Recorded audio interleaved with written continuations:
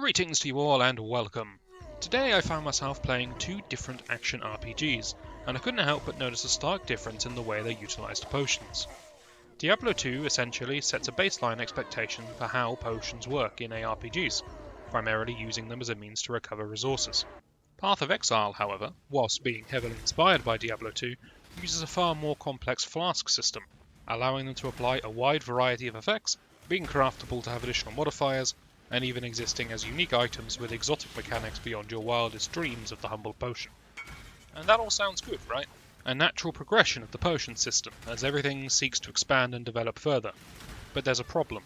A real-world physical problem linked to this one aspect of Path of Exile that heavily detracts from the rest of the game, in my opinion at least.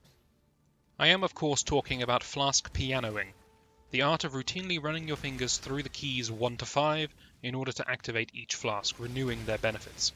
We can do this because of PoE's flask charge system, whereby our potions refill themselves as we defeat enemies. As we grow stronger, and as the levels grow more densely populated, we slay hundreds of enemies every minute, and so maintaining our flask charges isn't a problem. We should do this, because flasks in Path of Exile are insanely strong. It's not uncommon for your damage output to literally double or more when your flasks are up, and that's even before considering the defensive options they also open up to us. Because we can, and because we should, we do. We are gamers, playing a grinding game. Efficiency is everything. We can be more efficient by simply pressing these 5 buttons, repeatedly, forever, and so we do. The most recent patch, Expedition, sought to reduce the power of flasks and charge generation. Chris Wilson, bestower of the PoE vision, suggested that he wanted flasks to be a powerful boost you could activate occasionally when faced with a particularly difficult enemy. Sounds good, right? That should fix the problem. Well, let me ask you a question. When are you supposed to use a Quicksilver flask? It's a simple tool that lets you run faster, available from level 4 right at the beginning of the game. Once you get it, you will never stop using it. If you're thinking we should save it for the boss fights to dodge attacks, then you're wrong. We have instantaneous movement abilities for that, ones with cooldowns to prevent us teleporting across the whole map. We want to be efficient, so we feel obligated to use the Quicksilver Flask. Constantly. And this isn't some cherry-picked example either. Damage flasks can be saved for bosses or difficult encounters, fine, but when do you not want your freeze immunity? Your additional block chance? Your additional projectile so that you clear the map faster? Making your flasks weaker won't change their fundamental problem. You always want them up, because they are proactive. They do something good. When they are active, you benefit. With the possible exception for an instant life flask of staunching, flasks don't act as anything you'd call a potion. They act as temporary buffs, with infuriatingly short durations. What does constantly spamming flasks mean? Wrist pain. And if you think I'm exaggerating to make a point or whatever, then I'd like to assure you that I am not. One day you too will age and your old bones will ache like mine.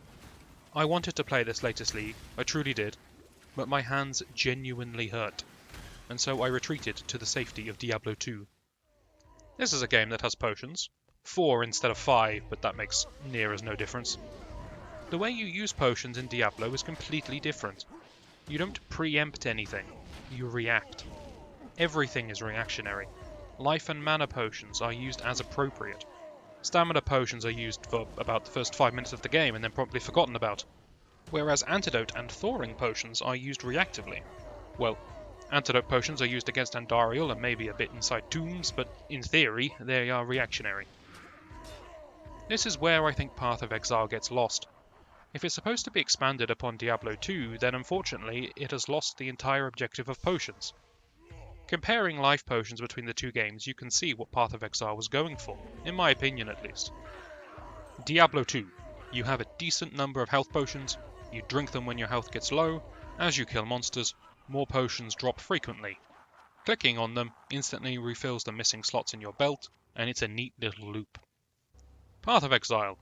You have a decent number of life flask charges. You drink them whenever your health gets low. As you kill monsters, you automatically gain charges refilling your life flask. It's actually a better loop than Diablo II, as it has less clicking involved. Credit to Path of Exile. Your one and only praise in this video. Enjoy. Now let's compare an antidote potion in Diablo 2 with an of curing flask in PoE. And in case you don't know, that's an affix for a flask that makes it remove poison. In Diablo 2, if we get poisoned, we use the antidote potion, and we are no longer poisoned. In PoE, if we get poisoned, then we might be able to drink our flask, or it might be out of charges. Why? Because the flask itself doesn't cure poison. That's just an added benefit. What if the flask itself is a quicksilver flask that makes us run faster? We can't save that flask for when we get poisoned. We are just going to use it as and when we can. This is the problem. The flasks themselves are contradictory, half proactive and half reactive. Before the recent round of nerfs, this didn't matter. Poison removal came with a side serving of poison immunity, so just piano that flask on cooldown, every cooldown, and you'll never get poisoned. Now you might be thinking, but Diablo's antidote potions are proactive too. When you drink them, you get a boost to your poison resistance for 30 seconds. And that might come as a complete surprise to you as well, because it's not the most well-known fact, but there you have it. So the question is, why aren't Diablo 2 characters pianoing their way through antidote and thawing potions? Because it's clunky. The belt system doesn't really allow it.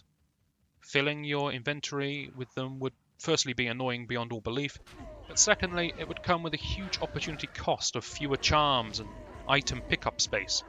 So Diablo 2 doesn't piano flasks. We have a nice relaxing, hand-smoothing game of press the button only when you need to, in response to what's happening.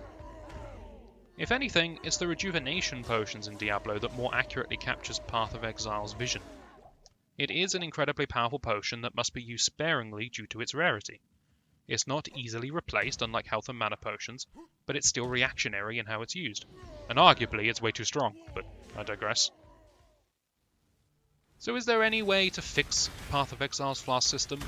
Well, for one thing, it's certainly not achieved by reducing flask generation, as was recently attempted. The flasks are the same. You want to use them at the same time, for the same reasons. It changes nothing, because they fundamentally want to always be active.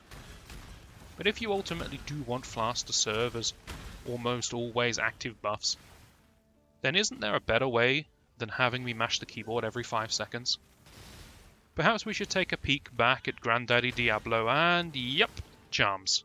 There they are, a passive way to boost character strength with variable roles, the potential to be crafted as the player desires, exotic unique versions, player agency and trade-offs, all whilst being completely passive. Now the leap from bottle of liquid to piece of paper is quite hard conceptually, but mechanically speaking they are remarkably similar in their function. You can still have 2 flask slots for a life and a mana flask. Those work well in PoE as it is, being used in response to what's actually happening in the game, and that way you can keep this customizable power spike on the characters whilst preventing physical injury to your players. Alternatively, if the flask vision is one of powerful but short buffs used for bosses and the like, then honestly, Varl skills do a better job than flasks do. Now I'm not saying that Varl skills are stronger than flasks or anything like that, just mechanically the idea of something charging up throughout the map that can then be released against a difficult encounter to provide benefit when you really need it. Just imagine for a moment a single key press unleashing the power of your flasks.